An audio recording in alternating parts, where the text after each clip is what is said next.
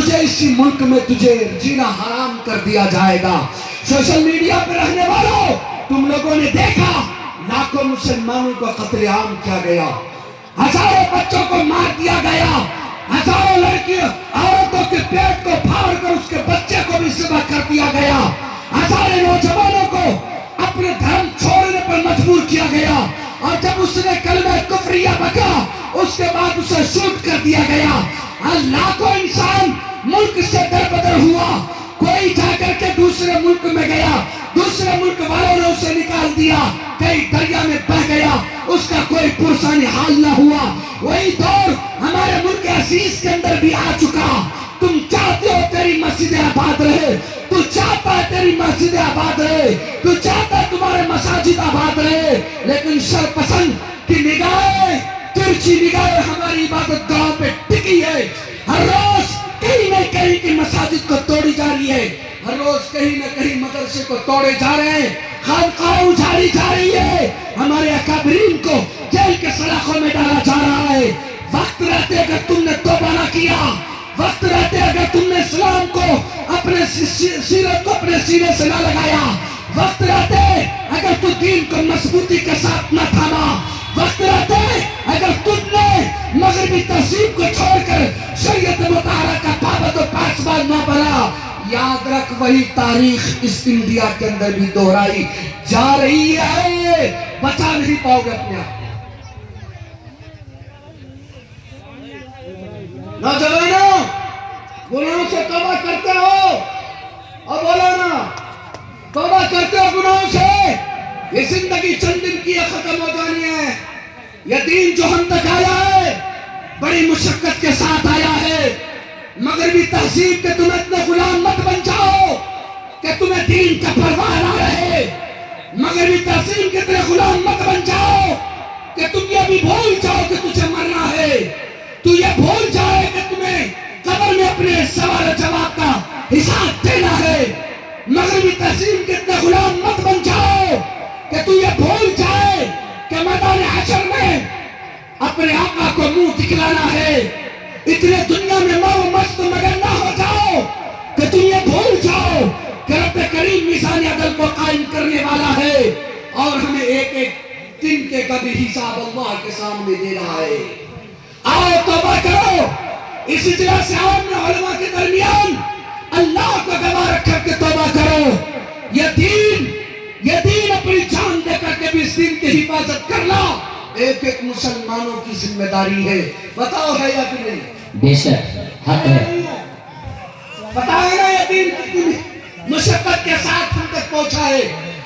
امہات المومنین حضرت عائشہ رضی اللہ تعالیٰ عنہا نے آقا علیہ السلام سے کہنے لگی، اس دین کے لیے سب سے زیادہ تکلیف آپ کو کب دیا گیا؟ حضرت امہات المومنین سمجھتی ہے ہمارے آقا کہیں گے جنگ احد میں دیا گیا، کیونکہ جنگ احد میں آقا علیہ السلام کے چچا امیر حمزہ کی کلیجے چھپائے گئے تھے، ناک کان کاٹا گیا تھا، زبان کو بھی کاٹ لیا گیا تھا، سینے کو پھاڑ دیا گیا تھا۔ عائشہ کہتی ہے ہم یہ سمجھ رہی تھی کہ آقا یہ کہیں گے کہ ہماری بیٹی کو شہید کیا گیا تھا، اس وقت ہمیں تکلیف ہوئی تھی، لیکن نانا ہمارے آقا نے فرمایا اے میری پیاری عائشہ، دین کے لیے سب سے زیادہ ہمیں تکلیف طائف کے میدان میں ہمیں دیا گیا تھا۔ اے مسلمان، تو وہ وقت بھول گیا کہ میرے آقا نے کتنی مشقت اور کتنی پریشانی اور اپنے ہزاروں جانثاروں کی قربانی کے بعد یہ دین تک ہمارے اکابرین کے ذریعے ہم تک پہنچا ہے۔ اس دین کی حفاظت کے لیے آؤ کھڑے ہو جاؤ، اس دین کی حفاظت کے لیے تمہیں کھڑا ہونا پڑے گا۔ مدارس کو زندہ رکھنے کے لیے تمہیں آدھے روٹی کھا کر کے بھی مدارس کو زندہ رکھنا پڑے گا۔ رکھنے کے لیے تیار ہو انشاءاللہ، دین کے لیے ہر طرح کی قربانی دینے کو تیار ہو انشاءاللہ۔ نوجوان مغربی تہذیب کو چھوڑو گے انشاءاللہ انشاءاللہ۔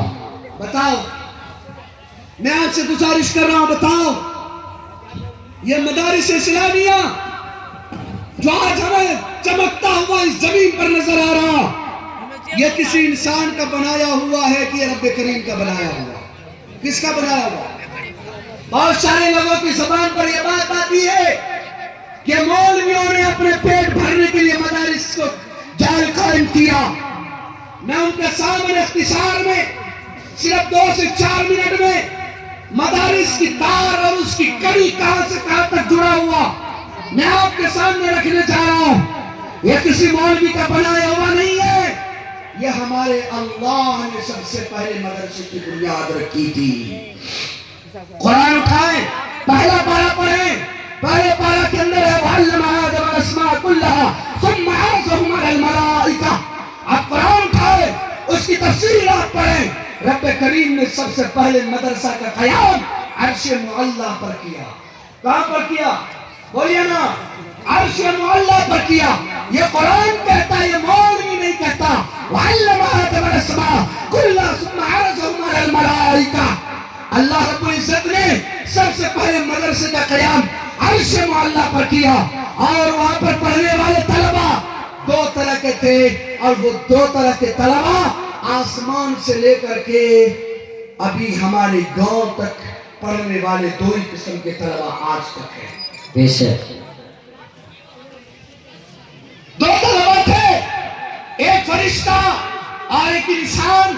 اور وہ انسان کون؟ ہمارے دادا آدم علیہ السلام. سبق دیا گیا اللہ کی طرف سے اور کہا گیا یاد کر.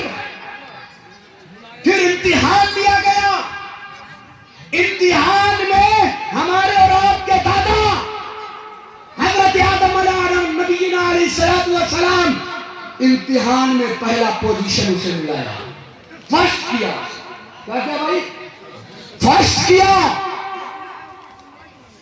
اللہ رب العزت نے جب وہ فرسٹ کیا تو اللہ نے فرشتوں سے بھی بڑا عظمت حضرت انسان کا بنایا.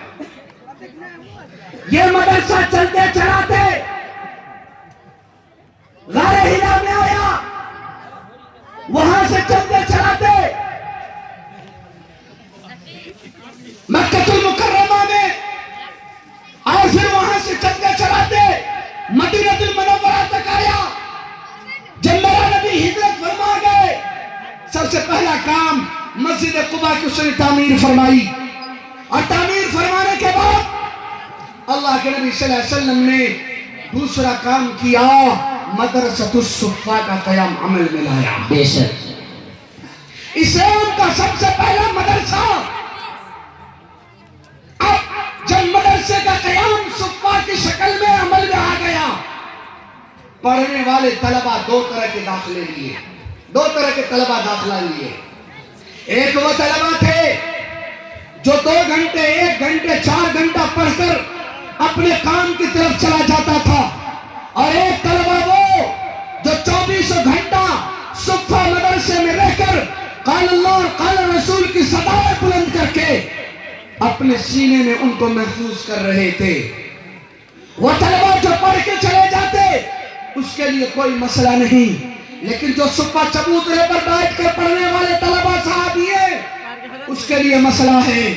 اس کے کھانے کا انتظام کیسے ہو، اس کے رہنے کا انتظام کیسے ہو. اس وقت صحابہ کرام نے فرمایا تھا، اے میرے پیارے حبیب، آپ کو ٹینشن کی ضرورت نہیں ہے، یہ کہاں سے کھائے گا کہاں سوئے گا، اس لیے اسے ٹینشن کی ضرورت نہیں. کیونکہ میرے نبی نے فرمایا مدرسہ میں پڑھنے والے بچے وہ ہمارے مہمان ہیں. کیا فرمایا؟ ہمارے مہمان ہیں. صحابہ نے کہہ دیا جب یہ آپ کے مہمان ہے تو اللہ کے نبی اگر ہم پوری دن مزدوری کریں گے، 1 روٹی کما کر کے لائیں گے، آدھی روٹی اپنے اور اپنے بچوں کا پیٹ بھریں گے آدھی روٹی سے، اور آدھی روٹی ہم صبح مدرسے میں بھیجیں گے جو قال اللہ اور قال رسول کی صدائیں بلند کرتا ہے، جو آپ کا مہمان ہے، ہم اس کو کھلائیں گے. لوگوں جب لوگوں نے محنتیں کی، بہت سارے ہزاروں صحابہ وہاں سے ترتیب پائے. پھر آقا علیہ السلام نے جو علم حاصل کر لیتا، آقا علیہ السلام دنیا کے کونے کونے دین کی پیغام کو پہنچانے کے لیے اسے روانہ فرماتے. قصہ مختصر، یہ صبح چبوترے سے چلتے چلاتے دارالعلوم دیوبند کے قیام تک آیا. ایک وقت ہمارے ملک میں ایسا آیا جب ہمارے کابرین نے اس ملک کی آزادی کے لیے 80 ہزاروں علماء کرام نے پھانسی کے پھندوں کو چوم لیا. دلی کی چاندنی چوک سے لے کر پاکستان کی خیبر تک کوئی درخت ایسی نہیں جہاں پر علماء کی لاش نہ لٹکی ہو. جب وہ وقت آیا کوئی نماز پڑھانے والا نہیں ملتا. جب وہ وقت آیا کوئی مر جائے تو اس کا جنازہ پڑھانے والا نہ ملتا. آدمی اس ڈولی کو اس لاش کو اپنے کندھے پر لے کر چل رہے ہوتے تھے. کوئی مولوی صفت انسان مل جائے وہ جنازہ اس کا پڑھا دے تاکہ ہم اس کو دفن کر دے. ایک دن 2 دن 3 دن 4 دن گزر جاتا لاش سے بدبو آنے لگتی بغیر جنازے کو اسے دفن کر دیتے کیونکہ کوئی جنازہ پڑھانے والا نظر نہیں آتا. ہمارے اکابرین کو آپ دعائیں دیں اللہ ان کے قبر پر کروڑوں رحمتیں نازل فرمائے. حضرت مولانا قاسم نانوتوی رحمت اللہ علیہ نے بھاپ لیا اگر مدرسے کا قیام نہ کیا گیا کہیں ایسا نہ ہو کہ سارے مسلمان مرتد ہو جائے. میں پوری تفصیل بیان نہیں کرتے اسی موضوع پر اس بات کو میں کرنے کے لیے چاہ رہا ہوں کبھی علماء کرام کا ذہن اس طرف نہ چلے جائے. میں صرف پوائنٹ سمجھانے کے لیے بات لایا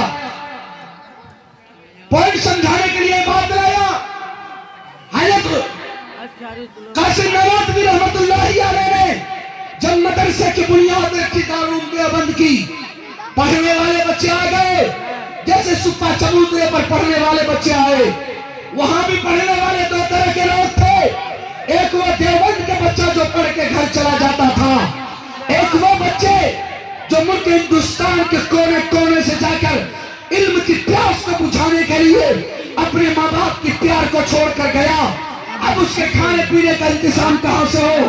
حضرت بےتاب ہو گئے. دیوبند کے لوگوں نے وہ صحابہ کی سنت کو زندہ کیا جس صحابہ نے صبح چبوترے پر بیٹھ کر پڑھنے والے طلبہ کے لیے اس نے انتظام کیا تھا. وہ باتیں وہ تاریخی جملہ جو صحابہ نے اپنے نبی کو کہا تھا وہی جملہ دیوبند کے لوگوں نے قاسم نانوتوی کو کہا حضرت اگر ہم پوری دن کی مزدوری میں 2 روٹی کما کے لائیں گے 1 روٹی اپنے بچے پر ہم خرچ کریں گے اپنی بیوی کو ہم کھلائیں گے اور 1 روٹی دارالعلوم میں پڑھنے والے مہمان رسول کو ہم پیش کریں گے. دیوبند کے جب لوگوں نے یہ بیڑا اٹھایا آپ کو معلوم ہونا چاہیے اس کی جہد مسلسل سے اور اس کی قربانی کا نتیجہ یہ ہوا آج دیوبند کی شاخ پوری دنیا میں پھیلی ہوئی ہے یا نہیں ہے. اب بتاؤ پردینگا والو یہ مدرسہ میرے اللہ نے میرے نبی نے بنایا کہ کسی مولوی نے بنایا. سبھی ایک دفعہ ہاتھ اٹھا کے اللہ کے نبی نے ہاتھ اٹھائے ہوئے. اللہ نے بنایا اس سنت کو سدھا ہمارے نبی نے کیا کہ نہیں کیا. اب بولیے نا بالکل اے لوگوں وہ دور جب انگریزوں کا تسلط ہوا تھا مسلمانوں کے دل سے جذبہ جہاد نہیں نکل رہا. ہزاروں علماء کو پھانسی دی گئی اور اس کے بعد سارے کتابوں کو جلا دیا گیا. مسٹر ویلین جو سب سے پہلے ہے لوگوں کوئی نہیں بھاگیں گے اس تاریخ کو یاد کر کے جاؤ اور اپنی نسلوں کو بتانا. مسٹر ویلین جب ایشیا کے اندر داخل ہوا اس وقت میں ہمارا یہ ملک ہندوستان جتنا ہے اتنا ہی نہیں تھا بلکہ اس ہندوستان کے اندر پاکستان بنگلہ دیش افغانستان سری لنکا یہ سارے دیش ملا کے ایک ہندوستان ہوا کرتا تھا.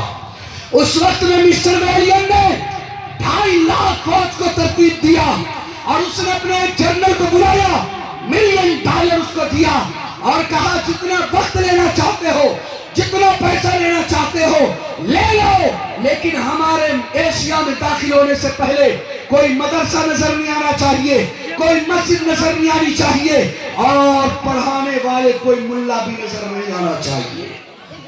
لوگوں 1.5 سال کے اندر ان کی فوج نے پورے ہندوستان سے ساری خانقاہوں کو توڑ دیا سارے مسجدوں کو اس نے توڑ دیا علماء کو پھانسی پر چلا دیا اور آپ کو معلوم ہے قرآن کے جتنے صحیفے تھے سب کو جلا دیا.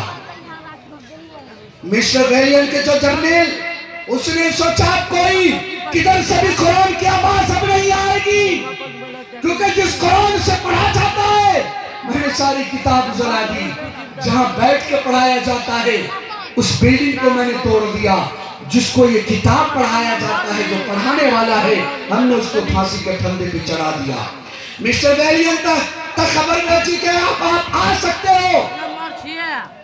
لوگوں جب پاکستان کی طرف سے وہ داخل ہوتا ہے وہ اپنے گھوڑے پر سوار ہو کر ہزاروں نوکر چاکر خدام کے ساتھ جب وہ داخل ہوا ایک بوسیدہ مقام سے قرآن پڑھنے کی آواز آئی. بوسیدہ مقام سے قرآن پڑھنے کی آواز آئی. مسٹر ویلیم دل میں آ گیا